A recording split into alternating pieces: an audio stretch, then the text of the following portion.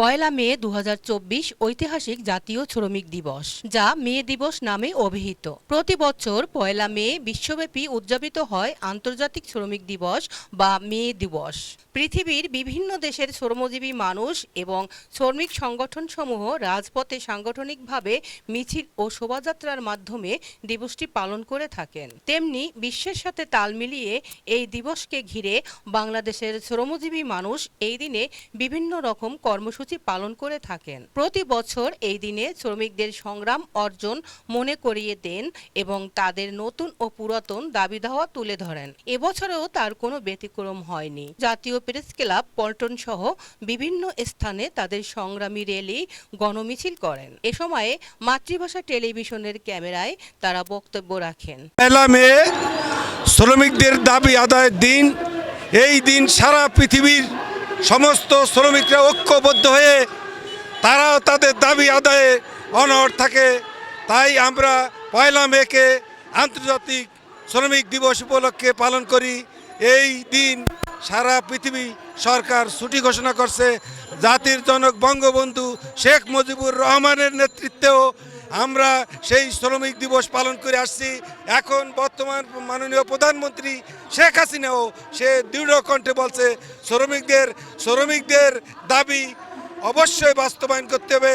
শ্রমিকই যে দেশের শ্রমিক তাদের অধিকার আদায় করতে না পারে তারা কখনো এগিয়ে যেতে পারে না। তাই বাঙালি বীরের জাত, বাঙালি শ্রমিকরা অবশ্যই বীরের পরিচয় দিয়ে আজ পয়লা মে আমরা সবাই আন্তরিকভাবে শ্রমিক দিবস পালন করে আসছি। আজকে মহান শ্রমিক দিবস। এই দিনে শ্রমিকরা তাদের দাবি আদায়ের লক্ষ্যে রাস্তায় নেমেছিল। সারা পৃথিবীতে শ্রমিকদের দাবি এবং শ্রমিকদের চাওয়া পাওয়া পূরণের জন্য শ্রমিকরা সেদিন আন্দোলন করেছিল।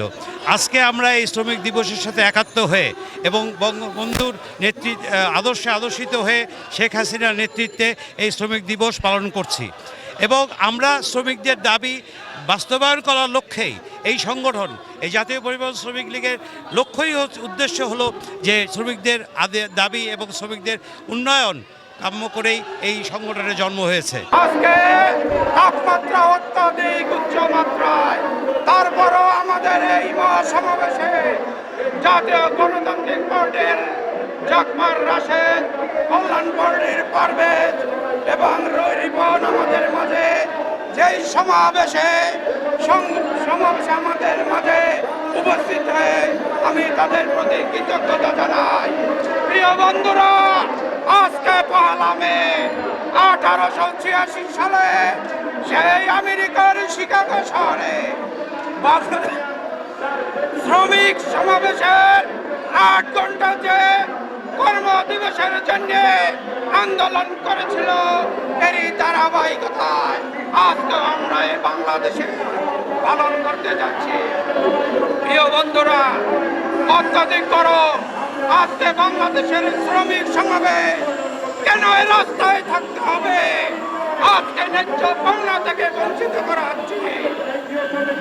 আজকে যারা ক্ষমতায় তারা ওই শ্রমিকদের জন্য শুধু মায়া কান্না করে আর শুধু জনগণের জন্য শুধু ভোটের সময় তাদের মাঝে যায়। ভোট দিয়ে একটা মানুষের ভোটের মাধ্যমেই এই জনগণ শুধু জনতার কথা বলে, ভোট দিয়ে শুধু জনতার কথা বলে, কিন্তু এই জনতার সরকার আজকে শেখ হাসিনা নয়, ওই সংসদ ভবনে শ্রমিকদের কথা বলার জন্য কোন সংসদ সদস্য নয়। উবার একটা ইন্টারন্যাশনাল আমেরিকান কোম্পানি, তো তাদের উপরে ডিপেন্ড করেছে যে এটা ইন্টারন্যাশনাল কোম্পানি ভালো কিছু আসবে, কিন্তু তারা ঘুরে ফিরে এখন এমন একটা পর্যায়ে ডিশ ব্যবসার মতন যে এক এজেন্টে বাংলাদেশের তদারকি আমেরিকা থেকে করতেছে না, শুধু বাংলাদেশ থেকে করতেছে, যেটা আমাদের জন্য খুব কষ্টকর। যদি আমেরিকা থেকে এই তদারকি করে তাহলে হয়তো আমরা ন্যায্য অধিকার বা ন্যায্য দাবিগুলো আমাদের আছে সেগুলো আমরা পেতে পারি। আপনি কি জানেন যে সম্প্রতি আবারও যে তেলের দাম বাড়িয়ে একটা প্রজ্ঞাপন জারি করা হয়েছে, এই বিষয়ে আপনাদের এই ক্ষেত্রে কি ধরনের প্রভাব পড়তে পারে? খুবই দুঃখজনক বিষয়। গতকালকে সারাদিনেও জানি না যে তেলের দাম বৃদ্ধি।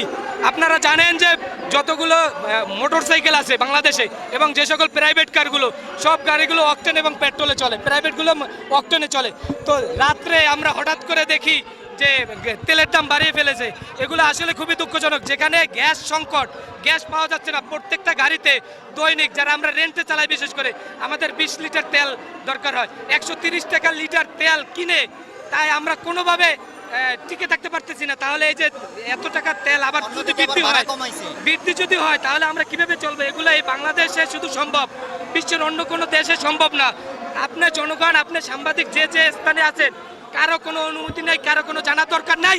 আমরা ঘুমাই, ঘুম থেকে উঠে দেখি তেলের দাম বৃদ্ধি হয়েছে। তেলের দাম যে বৃদ্ধি হয়েছে, ভাড়া কি বৃদ্ধি হবে? আমরা যারা চালক আছি আমাদের ভাড়া দিন দিন আরো কমতেছে। যদি এই যে রাইড শেয়ারিং সেক্টর এবং রেন্টেকারের যদি ভাড়া বৃদ্ধি হয়, তেলের দাম হিসেবে যদি ভাড়া নির্ধারণ করা হয় তাহলে ঠিক আছে, তা না হলে এর তীব্র নিন্দা এবং প্রতিবাদ আমরা জানাই। শাহিদ আক্তার পাখি, মাতৃভাষা টেলিভিশন, জাতীয় প্রেস ক্লাব, ঢাকা।